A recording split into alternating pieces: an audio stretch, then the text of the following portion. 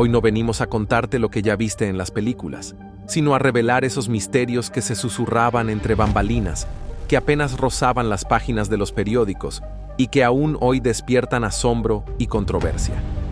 Relaciones que desafiaron las normas sociales, romances que se mantuvieron ocultos para proteger carreras, familias y reputaciones. Prepárate para conocer la historia de uno de esos amores que rompieron con todo, un vínculo apasionado y complicado que marcó para siempre la vida de dos de los íconos más grandes de nuestro cine. Pero antes, te invito a suscribirte, activar la campanita y darle me gusta para que esta historia llegue a más personas. Pedro Infante, el ídolo del pueblo, el hombre de voz cálida y sonrisa que conquistaba corazones sin esfuerzo, escondía un espíritu inquieto y un deseo profundo por amar intensamente. Su fama de galán no le impedía buscar en las mujeres algo más allá de la belleza, fuerza, carácter y pasión. Lupe Vélez, por su parte, era un torbellino de energía, una mujer que no se doblegaba ante las convenciones. Reconocida por su espíritu indomable y su talento incendiario, había enfrentado en Hollywood tempestades de escándalos y rumores que la acompañaron hasta su regreso a México. Su vida era un vaivén entre el brillo y la tormenta. Cuando se encontraron en una reunión exclusiva, fue como si dos fuerzas opuestas se atrajeran irremediablemente. Ella, con su acento marcado y su mirada desafiante, preguntó con curiosidad sobre aquel cantante que hacía vibrar el lugar con su voz. Él, sorprendido por aquella mujer libre y audaz, sintió que nada sería igual después de ese momento. Su relación comenzó a crecer a escondidas, en rincones donde las miradas indiscretas no alcanzaban, pues nadie estaba dispuesto a aceptar esa unión. Los agentes de Pedro temían por su imagen, preocupados por la diferencia de edad y por la fama turbulenta de Lupe. Es un riesgo que no podemos permitir, le advertían. Pero Pedro, movido por un amor genuino, desafió esas advertencias. Se veían en hoteles apartados, en casas que no pertenecían a ninguno, e incluso entre bastidores de los sets de filmación. Se rumora que Lupe soñaba con escapar juntos, comenzar de nuevo lejos del escrutinio. Pero Pedro se debatía entre su amor y su temor a perder lo que había construido. Todo llegó a un punto de quiebre cuando, en un fatídico día de 1944, Lupe fue encontrada sin vida en su residencia de Beverly Hills. La versión oficial habló de una sobredosis, pero los rumores jamás cesaron, que estaba esperando un hijo, que había discutido con Pedro, o que dejó una carta con un mensaje escrito en español, lleno de dolor y amor. Pedro no asistió al funeral, aunque muchos creyeron que su ausencia escondía un sufrimiento profundo. Guardó una fotografía de Lupe en su billetera durante años y nunca volvió a mencionar públicamente aquel amor prohibido, como si fuese un secreto que debía permanecer oculto para siempre. Lupe fue enterrada con su vestido rojo favorito, sin títulos ni distinciones en su lápida, solo su nombre. Porque su legado, al igual que su historia con Pedro, es una mezcla de belleza, tragedia y pasión que continúa generando eco en la memoria de quienes conocen el verdadero rostro detrás de las estrellas. Su regreso no fue discreto ni accidental. Dolores del Río volvió a México como quien vuelve a tomar posesión de un trono. Caminaba entre luces y murmullos con la seguridad de quien ya ha conquistado todo, pero aún tiene algo más que demostrar. Regresaba no como actriz exiliada, sino como emperatriz de su propio mito. Nadie se atrevía a cuestionarla, nadie excepto un hombre, Diego Rivera. Don Diego era un volcán sin filtro, corpulento, ruidoso, sudoroso y muchas veces insoportable. Su talento lo volvía intocable. Sus frescos adornaban palacios, su nombre generaba discusiones acaloradas y su reputación como mujeriego era casi tan famosa como su obra. Estaba casado con Frida, una relación sostenida por hilos tensos y pactos no escritos, más cerca del caos que del amor. Cuando Dolores y Diego coincidieron en una noche de galería, nadie lo notó al principio. Él observaba un cuadro con desdén. Ella entró envuelta en seda y perfume. Sus miradas chocaron como cuchillos. Diego, entre mordaz y fascinado, le soltó: «Eres tan perfecta que pareces inventada». Y Dolores, sin torcer la sonrisa, le disparó: «Y tú tan burdo que si fueras pintura, no te colgaría ni en una fonda». Ese fue el principio de un juego que nadie entendía, pero todos observaban. Se encontraban en cenas donde artistas discutían la revolución como si fuera una obra inconclusa. Se cruzaban en tertulias donde el mezcal era el idioma común. Había tensión, había risas y había algo más que palabras en el aire. ¿Por qué Dolores, símbolo de la elegancia pulida, se dejaba envolver por un hombre que hablaba con la boca llena y despreciaba los cubiertos? Porque Diego no la veía como un ícono, sino como una mujer pensante. Le hablaba sin adornos sobre la miseria, sobre el imperialismo, sobre cómo Hollywood disfrazaba la esclavitud con diamantes. Y Dolores escuchaba, no porque estuviera de acuerdo, sino porque nadie más se atrevía a desafiarla con argumentos en vez de piropos. Pronto, los rumores salieron disparados por los cafés de San Ángel y los patios de Bellas Artes. Que si Diego y Dolores eran algo, que si Frida lo sabía, que si Frida también tenía lo suyo. Nadie sabía con certeza, pero todos tenían una versión. Diego empezó a dibujarla, no como las actrices de revista, sino con trazos sinceros, a veces torpes, pero cargados de deseo.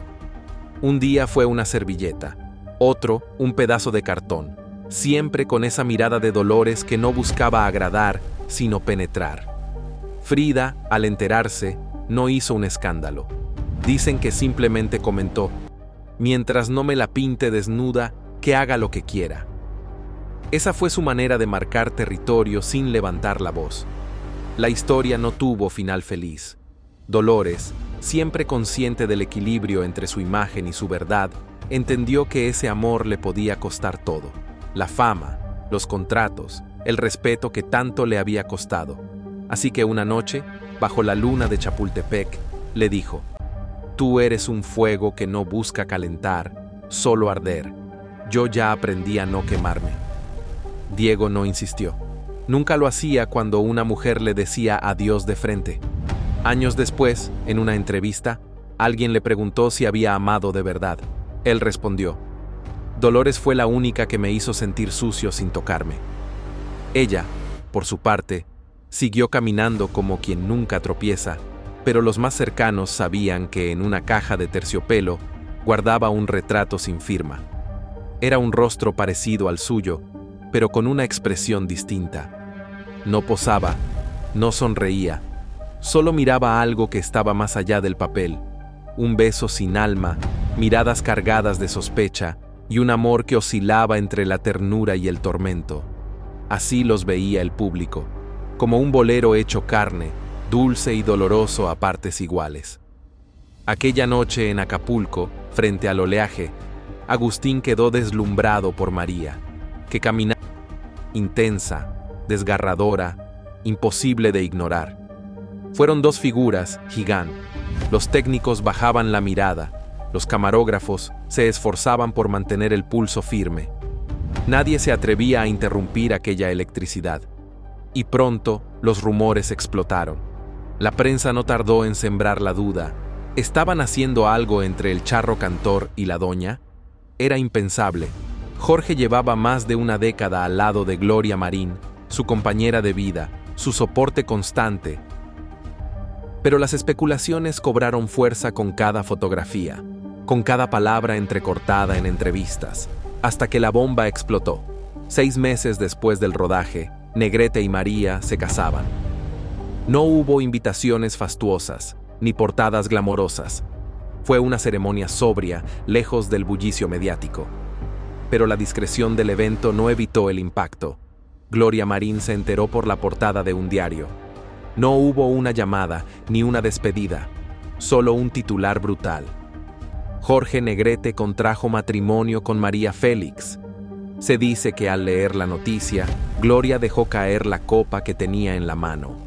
Otros aseguran que simplemente se quedó en silencio, con los labios apretados y los ojos inundados.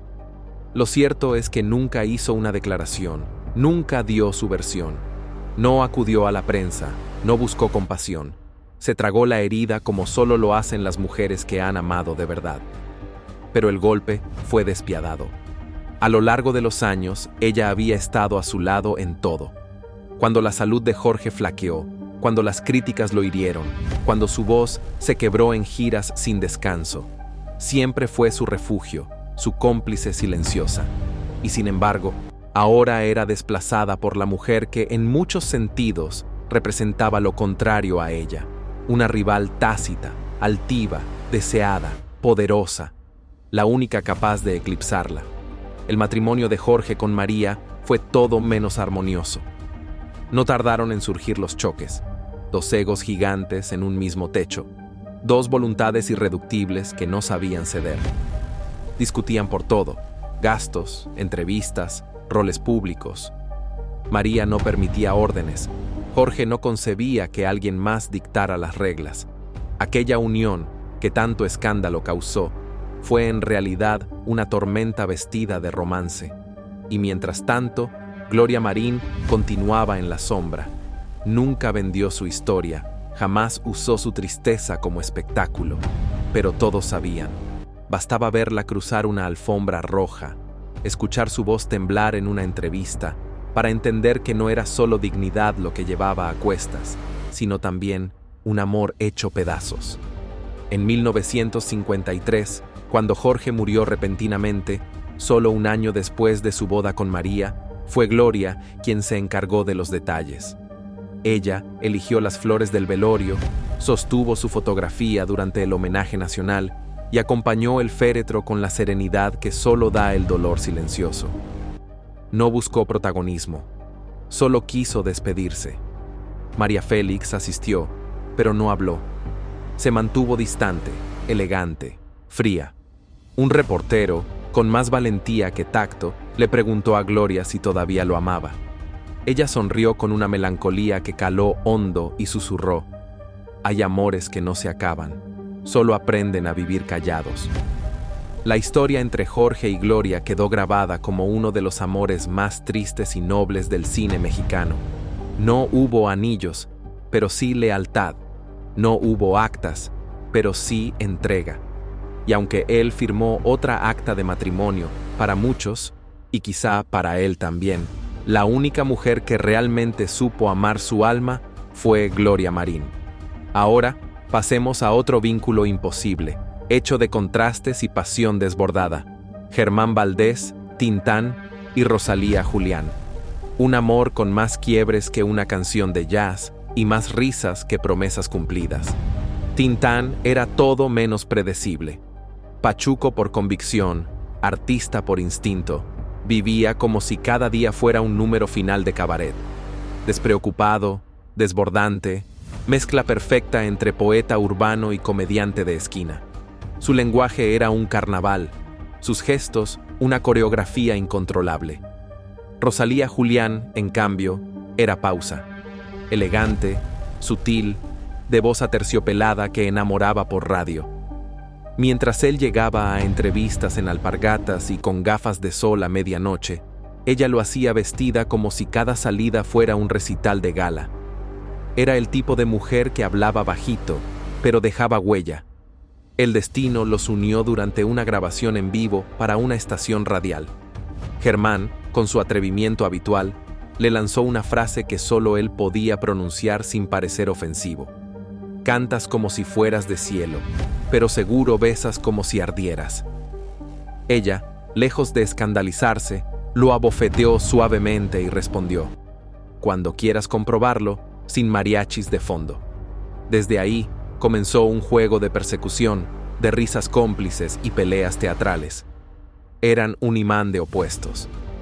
Mientras Rosalía soñaba con desayunos tranquilos, él dormía cuando ya casi era mediodía. Ella deseaba estabilidad, él prefería el vértigo. Ella preparaba café, él servía tequila. Y sin embargo, se casaron en 1956. Durante un tiempo, parecían balancearse. Él llegaba más temprano a casa, ella reía más fuerte. Rosalía lo acompañaba a funciones. Germán le dedicaba canciones improvisadas. Pero la tregua no duró. La bohemia tiraba de él con fuerza, como un amante posesivo. Los excesos regresaron, noches interminables, amigos ruidosos, alcohol sin medida. Ella intentó resistir. Guardaba silencio ante sus llegadas tardías, disimulaba el cansancio de esperarlo, fingía normalidad frente a las visitas. Pero un día entendió que Germán no cambiaría. No porque no la amara, sino porque no sabía vivir de otra forma. La prensa, como carroñera en busca de espectáculo, no tardó en hincar el diente. Cada pleito se volvía portada, cada reconciliación era tratada como un capítulo de telenovela. Germán, con su estilo irreverente, no ayudaba mucho.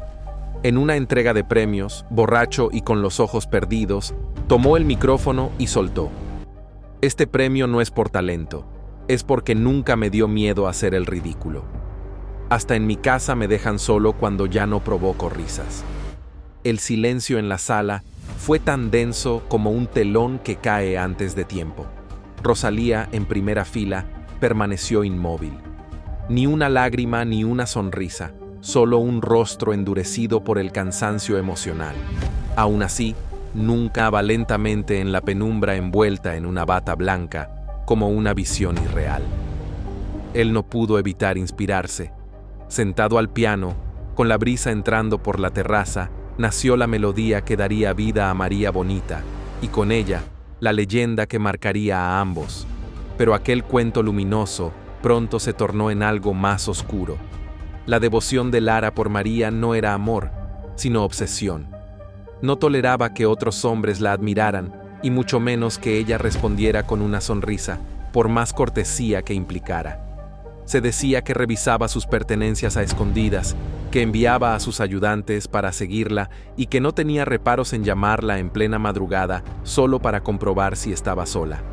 El escándalo se encendió con una joya, un brazalete de oro para el tobillo, encargado exclusivamente por Agustín, que llevaba grabado "Solo mía". Algunos afirman que María lo usó una vez, en una reunión íntima, como si se tratara de una broma privada.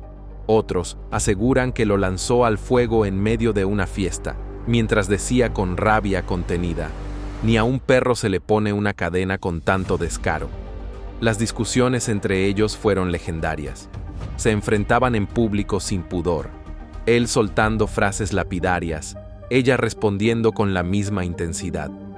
En un ensayo, Lara dijo en voz alta frente a sus músicos: "María es como un fuego hermoso. De lejos, si te acercas, te deja en cenizas". A lo que ella, sin dudar, replicó: "Y tú eres como una tonada que se repite tanto que acaba por fastidiar". A pesar de todo, terminaron casándose. Lo hicieron en secreto, con la discreción de quien se sabe en un error. El matrimonio duró poco. La libertad de María era un abismo para los celos de Agustín, y el control de Agustín era una cárcel para el alma libre de María. Cuando todo terminó, ella solo dijo: "No me divorcié de un hombre, me escapé de una prisión que tenía piano". Aunque nunca volvieron a estar juntos, jamás se borraron. Él siguió componiendo piezas que, aunque no llevaban su nombre, la invocaban. Ella conservó cartas, partituras, rastros. En una entrevista, muchos años después, le preguntaron cuál había sido el amor que más la marcó. Su respuesta fue tajante: "De los muertos no hablo. Agustín falleció el día que quiso encerrarme". Esa historia fue como una ópera que se convirtió en bolero.